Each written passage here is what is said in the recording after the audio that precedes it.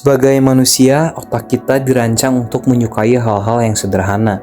Kita butuh garis yang jelas antara mana yang baik dan mana yang jahat, siapa yang harus kita bela dan siapa yang harus kita hancurkan. Di dunia fiksi, garis itu biasanya sangat jelas. Mari kita putar kembali ingatan kita ke momen ini. Ini adalah titik di mana seluruh penonton di seluruh dunia merasakan emosi yang seragam, kebencian yang luar biasa. Akaza muncul entah dari mana menghancurkan salah satu karakter paling baik dan paling dicintai dalam cerita ini, lalu lari seperti pengecut. Secara logika, otak kita otomatis mencatat karakter ini sebagai monster. Dia adalah iblis murni, sebuah ancaman yang pantas mendapatkan akhir yang paling menyakitkan. Kita semua menantikan hari di mana dia akhirnya mati ditebas. Tapi ada yang aneh ketika hari itu akhirnya tiba. Ketika mesin pembunuh ini akhirnya kalah, reaksi penonton justru berbalik 180 derajat. Banyak dari Anda yang awalnya menuntut darahnya justru terdiam, dan tidak sedikit yang menangis. Anda menangisi seorang pembunuh berdarah dingin. Pertanyaannya bukan lagi tentang seberapa kuat jurusnya. Pertanyaannya adalah, bagaimana bisa seorang penulis cerita memanipulasi pikiran jutaan orang hingga kita bersedia memaafkan karakter yang pernah melakukan hal buruk itu. Hari ini, kita akan membedah pikiran Anda sendiri. Untuk memahami kenapa Anda menangis, kita harus paham dulu kenapa Anda biasanya membenci seorang penjahat. Kita membenci Muzan karena dia serakah, dia membunuh karena dia takut mati dan ingin berkuasa. Kita membenci Doma karena dia kosong, dia pembunuh karena dia menganggap manusia itu mainan. Mereka berdua adalah penjahat karena mereka memilih untuk menjadi jahat. Kejahatan mereka adalah keputusan sadar. Tapi saat kita melihat masa lalu Akaza, saat dia masih menjadi manusia bernama Hakuji, kita dihadapkan pada satu fakta yang mengganggu pikiran. Hakuji tidak pernah punya pilihan. Coba Anda bayangkan berada di posisinya. Dia lahir di dunia yang menolak untuk menolongnya. Ayahnya sakit parah, tapi obat tidak bisa dibeli tanpa uang, dan tidak ada yang mau mempekerjakan anak miskin. Jadi dia mencuri. Setiap kali dia tertangkap, dia dipukuli sampai setengah mati dan diberi tato kriminal. Hakuji tidak mencuri karena dia ingin kaya, dia mencuri karena itu satu-satunya cara agar ayahnya tetap bernafas besok pagi. Tapi apa balasannya? Ayahnya justru gantung diri, karena merasa dirinya hanya menjadi beban bagi anaknya. Dunia Hakuji sempat membaik ketika seorang guru bela diri bernama Keizo memungutnya dari jalanan. Dia diberi pekerjaan, diajari bela diri untuk melindungi diri, dan dia jatuh cinta pada putri gurunya, Koyuki. Untuk pertama kalinya, Hakuji berjanji untuk menjadi manusia yang baik. Dia berjanji untuk melindungi mereka, dia memilih jalan yang benar. Tapi dunia kembali merampas pilihannya dengan cara yang paling pengecut. Dojo tetangganya meracuni sumur air mereka. Keizo dan Koyuki tewas tanpa sempat melawan. Di titik ini Hakuji membantai puluhan anggota dojo tersebut dengan tangan kosong. Apakah tindakannya membunuh puluhan orang itu bisa dibenarkan? Tidak. Tapi apakah Anda bisa menyalahkannya? Ketika Anda melihat bahwa kejahatan Hakuji lahir dari rasa putus asa karena dunia selalu menghukumnya tepat ketika dia mencoba menjadi orang baik, rasa benci Anda mendadak menghilang. Anda tidak lagi melihat iblis yang jahat. Anda melihat seseorang yang dipaksa hancur oleh keadaan. Alasan kedua kenapa kita justru merasa kasihan ada pada desain karakter Akaza itu sendiri. Ketika dia diubah menjadi iblis oleh Muzan, Akaza kehilangan seluruh ingatannya. Dia lupa siapa namanya, dia lupa wajah ayahnya, dia lupa wajah Koyuki, dan yang tersisa di kepalanya hanya satu perintah, jadilah kuat dan bunuh yang lemah.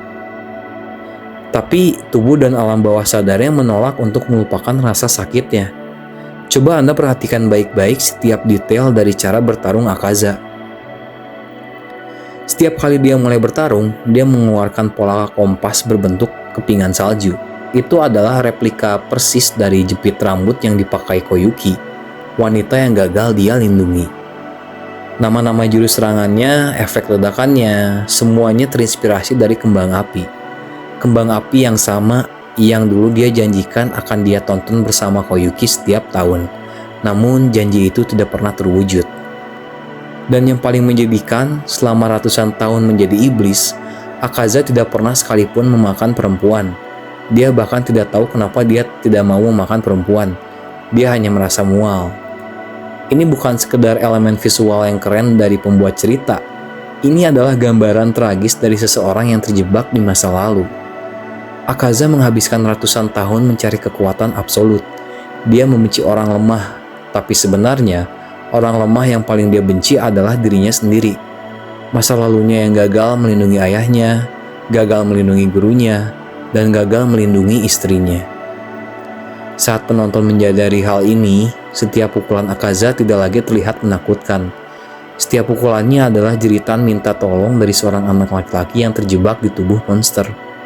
Dia marah kepada dunia karena dia tidak tahu lagi cara untuk bersedih. Sekarang kita sampai pada pertanyaan yang mungkin membuat Anda merasa bersalah.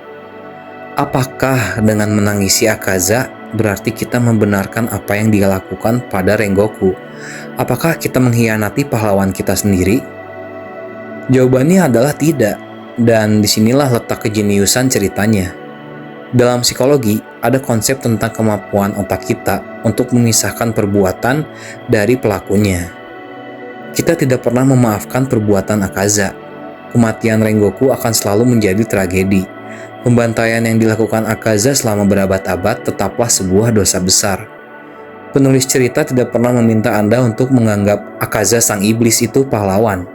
Namun, cerita ini memberi kita izin untuk berduka bagi Hakuji sang manusia. Perhatikan bagaimana pertarungan terakhirnya selesai. Tanjiro berhasil menebas kepalanya, tapi sebagai iblis bulan atas, Akaza sudah mencapai tingkat di mana dia bisa bertahan hidup meski tanpa kepala. Tubuhnya terus melawan. Dia menjadi monster yang sesungguhnya, didorong oleh kebencian buta. Tapi di momen paling kritis itu, siapa yang akhirnya menghentikan monster tersebut? Bukan Tanjiro, bukan pedang pemusnah iblis. Yang menghentikannya adalah ingatannya sendiri. Ketika roh orang-orang yang dia cintai datang memeluknya di alam bawah sadar, Hakuji akhirnya terbangun. Dia melihat monster mengerikan apa yang telah ia jadikan dirinya sendiri. Dia tidak mencari alasan, dia tidak meminta pengampunan dari Tanjiro. Hachiko mengambil kendali atas tubuh iblisnya dan memberikan hukuman mati pada dirinya sendiri. Dia meledakkan tubuhnya sendiri dari dalam.